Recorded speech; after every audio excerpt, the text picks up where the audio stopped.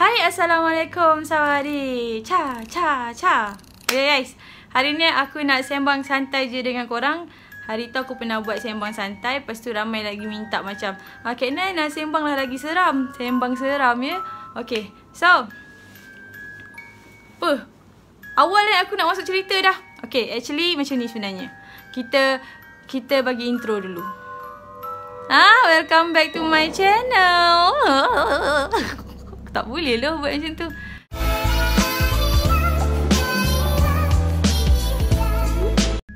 Macam biasalah. Okay guys, hari ni Kak Nai nak cerita dekat korang. Cerita yang telah dihantar melalui chat Instagram Kak Nai. Ramai yang mempunyai kisah seram. Tapi tak boleh lah Kak Nai nak cerita semuanya hari ni kan. Jadi Kak Nai akan ceritakan hari ni adalah 3 kisah daripada korang. Okay, so cerita yang pertama ni datangnya daripada Muhammad Alif. Okay, Muhammad Alif ni dulu dia kerja dekat shopping kompleks di Shah Alam, Pizio. Kebetulan lah hari tu, esoknya diorang ada event. Jadi malam tu diorang kena set up meja, kerusi, stage apa semua bagai. And benda tu sampai ke lewat malam tu. Biasalah guys, bila dah set up meja, kerusi apa semua, diorang penat. Diorang take 5 kejap, diorang rest kejap, and diorang rest dekat main stage. And tak lama tu guys, diorang semua, maksudnya Alif dengan kawan-kawan dia ni, terdengar bunyi tangisan bayi.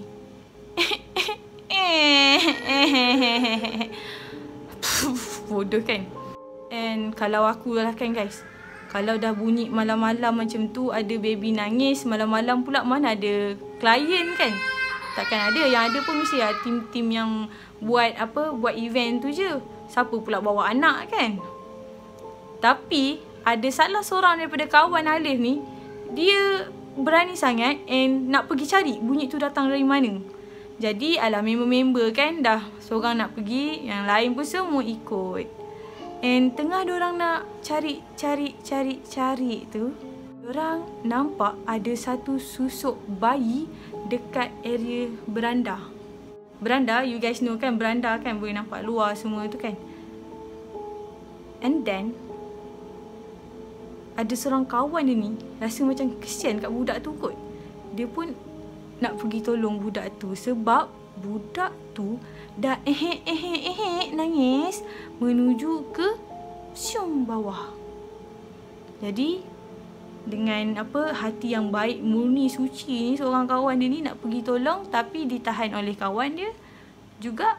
Dia kata, cuba kau fikir, budak tu datang dari mana tiba-tiba kat situ. Guys, aku rasa kalau aku dekat situ, aku rasa akulah yang cepat-cepat pergi sambut budak tu. Sebab otak ni lambat sikit berfikir. Saya kan ikan. Okay, whatever. So, itulah yang terjadi. Member nak pergi ambil, ditahan sebab fikirlah weh, siapa je yang tinggal anak kat dalam mall. Mungkin kalau anak tu hilang daripada mak dia pun mesti dah ada announcement kan. Siapa jumpa bayi berjinggel.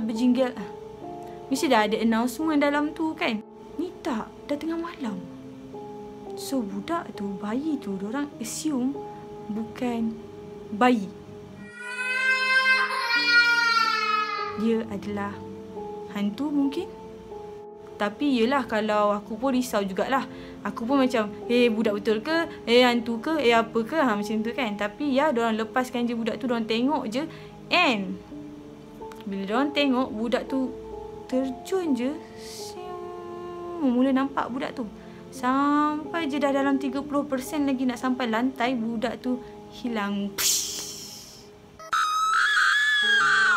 And ya, nasib baik sangat kawan dia tak pergi kutip budak tu. Silap-silap mengikut sampai rumah. Dah tak pasal jadi kerja nak basuh berak budak tu, nak bagi makan budak tu. Ya dok. Tapi mungkin dia boleh suruh budak tu curi duit. Bukan apa, sebab orang katalah toyol kan kecil budak, and toyol kan tukang curi duit. Ya. So next, Aduh, penat aku bercakap. Lapar pun lapar. Hayah. Kau tahu tak guys, sebenarnya aku ni petang tadi bercerita. Kalau kau nampak lah, muka kau macam penat kan? Sebab sebenarnya aku dah bercerita petang tadi. Tu entah macam mana aku punya footage yang aku berborak ni, yang aku bercerita dekat kamera ni hilang. Dah tak pasal aku nak kena cerita balik. Tapi tak apalah, memang aku punya favourite bercerita pun. Kalau aku dah bercerita, aku akan... Pasal aku pula kalau cakap banyak, aku lapar. Ya. Oh, aku lapar lepas tu apa ni? So, makanan je weh. Ui. Yelah, makanan. Weh, thank you weh. Jangan tak paket tadi tadi. Wish, thank you lah. Okay, weh aku tahan dulu kejap. Tengok ni Dia tulis, Hi Kak Nan. Kau baca balik. Hi Kak Nan, enjoy your sushi. Sorry, I'm so excited. Sushi weh. Sushi from NY Sushi. NY Sushi. Bismillahirrahmanirrahim. Ya Allah, saya tak mahu. Ya Allah. Sweet. Banyak weh. Tada. Weh, alah ni mesti sebab apa? Adik aku ganas ataupun delivery lah. COD. Gitu. Sekejap. Yang satu lagi weh, Tada. Oh my god. Kita buka. Bismillahirrahmanirrahim. Sorry, excited. Sorry, excited lagi. Bismillahirrahmanirrahim. AMG, alhamdulillah rezeki aku hari ini. Serius. Bau sushi, bau macam sushi king bau dia. Ya Allah, aku tak sabar nak makan. But first, okay, aku ada dapat satu teks ni sebenarnya. So dia cakap, enjoy your sushi Kak Nan. Sushi Melayu guys. Maksudnya orang Melayu yang buat ni guys. Wow. Okay, sushi Melayu.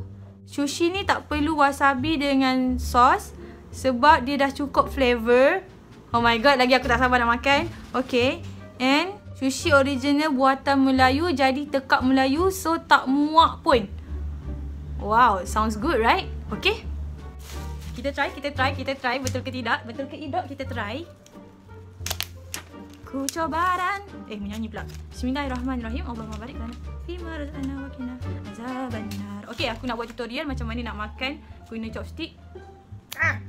Tidak, aku just nak buat tutorial macam mana nak buka chopstick. Aku tak pandai pun makan chopstick ni.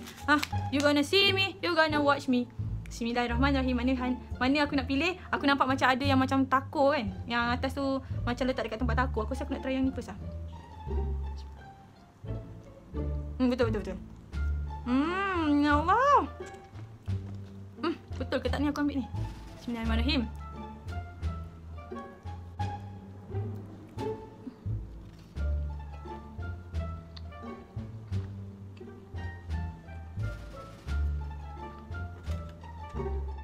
Yes, sedap weh. Okay, yang tadi tu aku tak tahu kenapa aku rasa macam memang rasa taco. Sedap weh, dia punya rasa tu rasa. Dia punya rasa tu rasa. Kau faham tak? Rasa tu rasa. Cukup rasa. Weh, ni lagi sedap daripada sushi king weh. Sumpah tak tipu weh. Okay, this one is my favourite sebenarnya. Sebab dia macam apa? Yang ni kan, dia macam letup-letup. Bismillahirrahmanirrahim.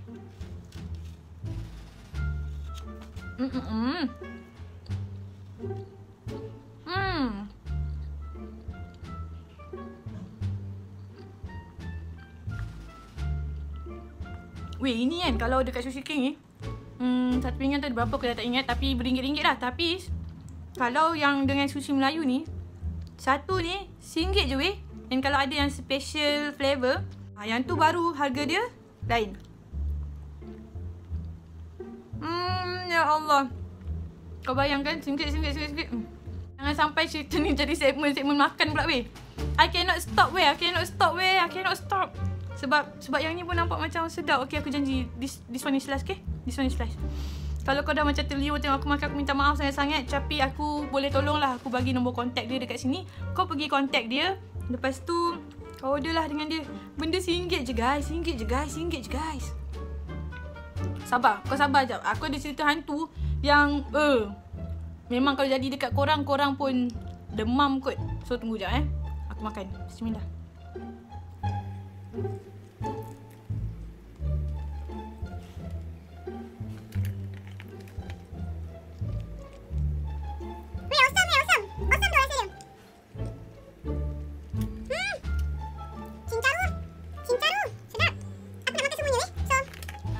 dengar gitu, terliur tak?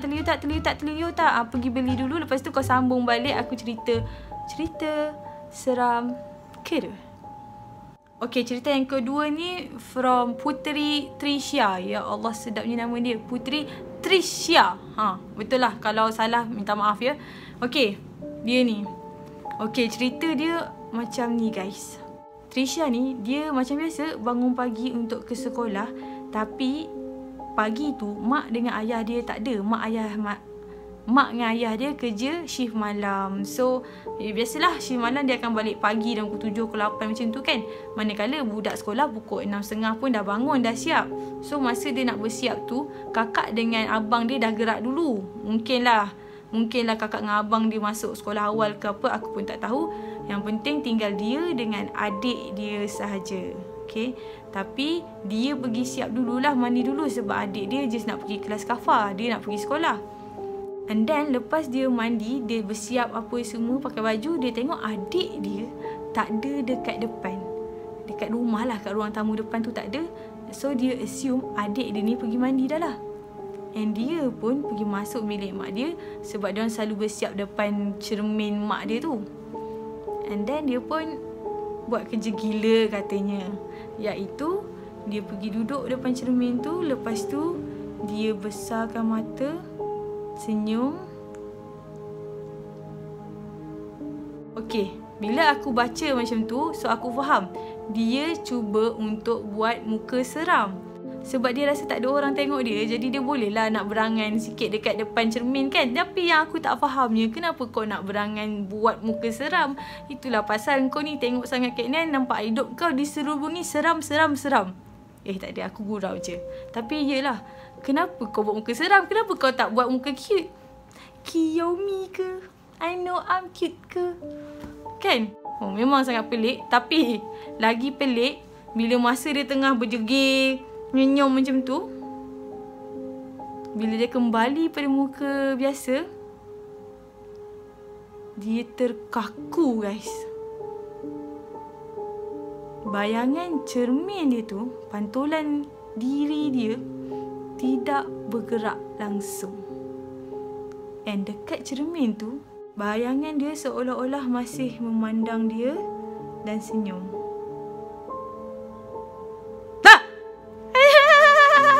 Sorry. Okay. Sorry. Lepas tu guys, dalam a few second juga dia fikir macam, kenapa tak bergerak ni kan? Ke kanan, ke kiri, ke kanan, ke kiri, benda tu tak gerak-gerak. Bila dia dah sedar suasana agak seram dekat situ, baru dia lari, bersiap, ambil beg semua. Terus konon-kononnya tunggu van je lah keluar daripada rumah tu.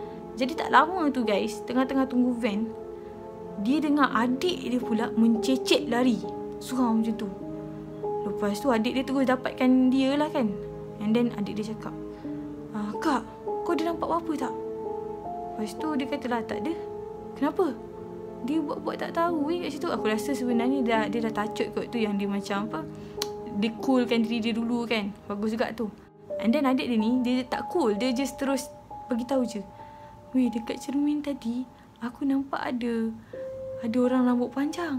Bila aku pusing, tak ada orang. Lepas tu dia baru dah dengar adik dia macam, adik dia pun nampak something yang aneh, yang seram. And then dia pun buka lah cerita.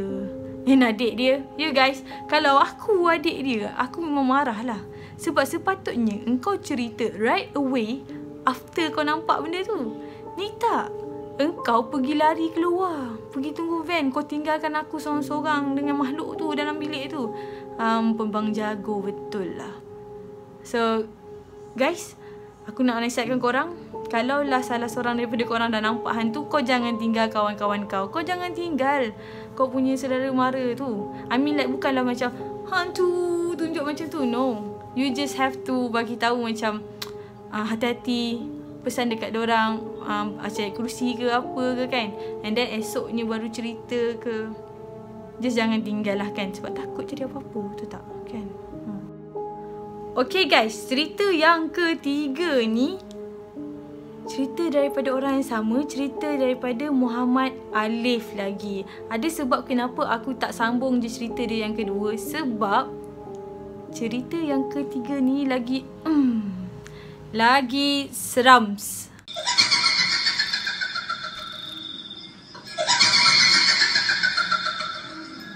Okey, cerita ni korang kena dengar dan menghayati ataupun macam membayangi diri anda di tempat Alif.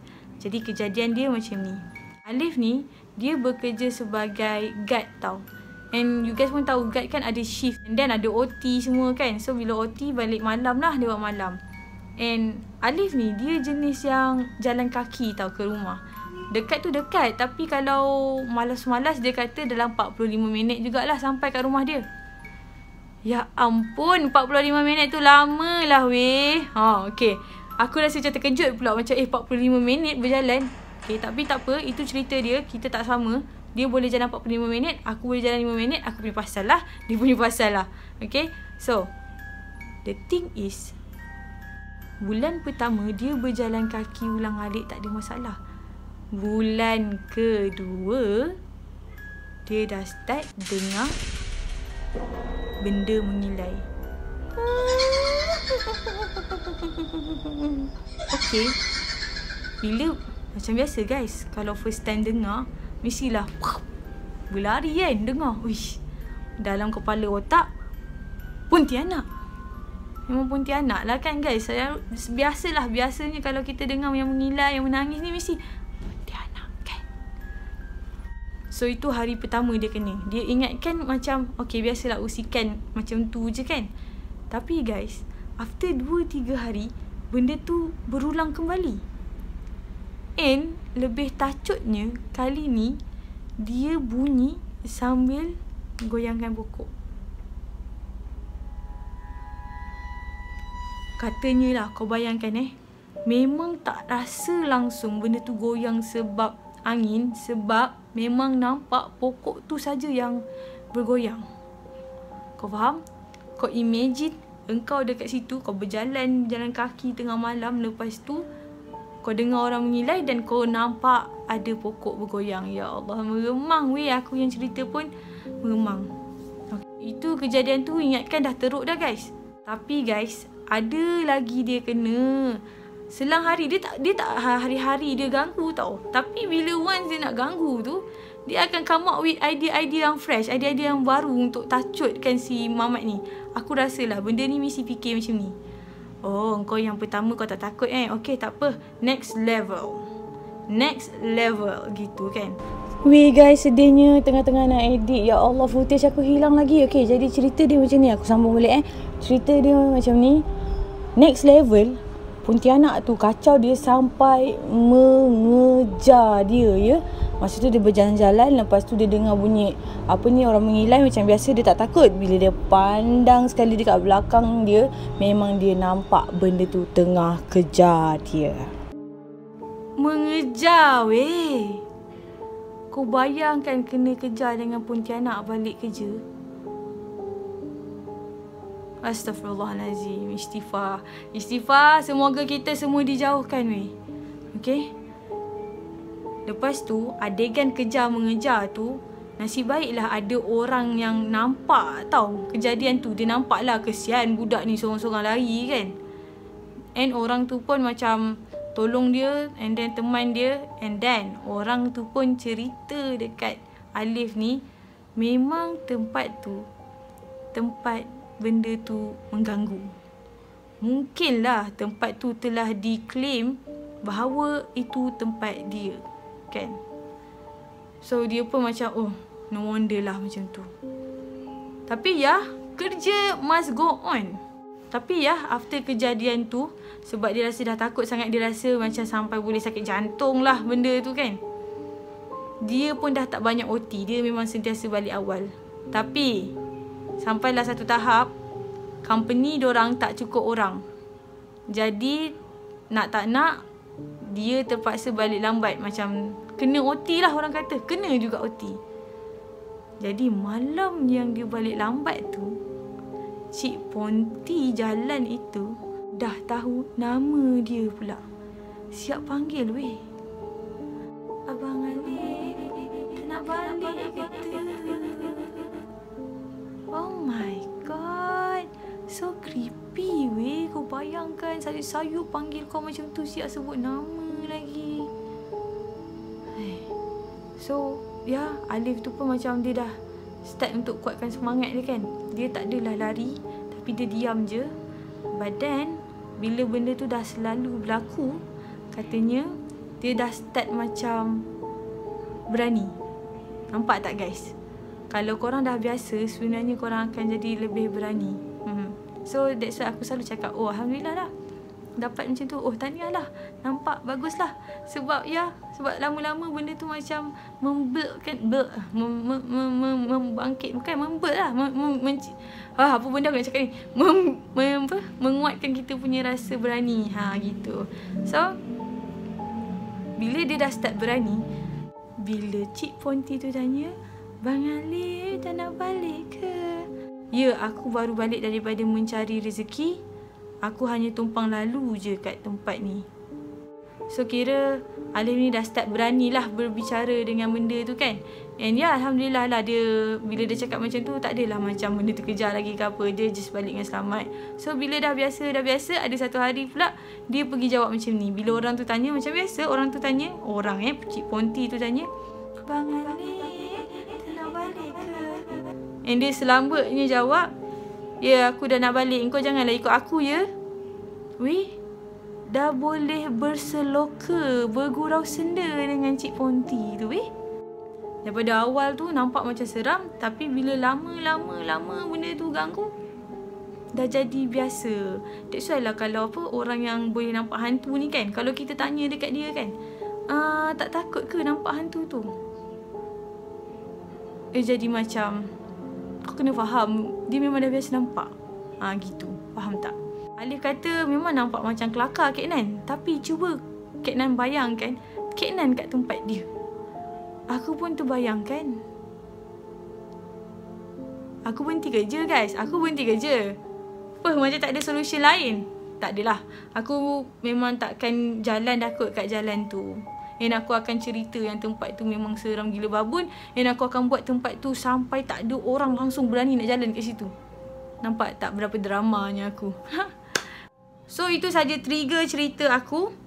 Guys, aku kan banyak juga dapat komen, dapat message lah. Orang kata macam, Kak Nan, lepas jangan cerita Kak Nan, saya kena itu, saya kena ini, macam tu, macam ni. Aku macam minta maaf ya guys, sorry sangat. Aku pun tak tahu kenapa, aku pun tak tahu kenapa boleh jadi macam tu.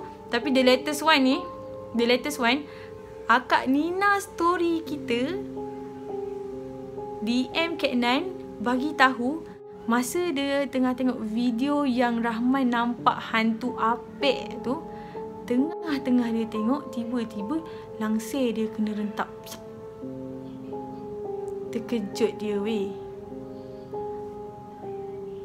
Yang aku herannya, sis Nina ni tengok waktu siang. So ya, alang-alang tu aku just terus nak minta maaf je lah dekat korang yang mana dah pernah kena masa lepas tengok video aku. Tapi guys, aku sumpah aku tak tahu apa-apa. Ya, aku just nak minta maaf lah kalau korang terkena macam tu. But jangan risau, jangan takut. Tak ada apa-apa pun sebenarnya. It's just like macam bila kita tengok benda tu suka kan. So, aku nak start, masa aku decide untuk mengeluarkan konten-konten yang seram pun, orang sekeliling aku dah pesan awal-awal, Nan, kalau kau nak cerita pasal benda tu, kau kena kuat. Nan, kau kena tahu kalau kau cerita benda tu ada sekali tengok kau. Nan, itu ini. Jadi insya-Allah kita yang sama-sama tengah dengar ni, sama-sama doakan aku, kau, dia, sana, situ, semua kuat menghadapi ujian masing-masing. Seperti ujian yang aku kena masa nak sampaikan link sewengi kat korang hari tu. Okay? So kalau korang suka dengan konten Kak Nan, korang boleh pergi subscribe, lepas tu follow Kak Nan dekat Instagram and TikTok. Thank you so much guys. Bye-bye. Kau pun kar. Aku bye siapa?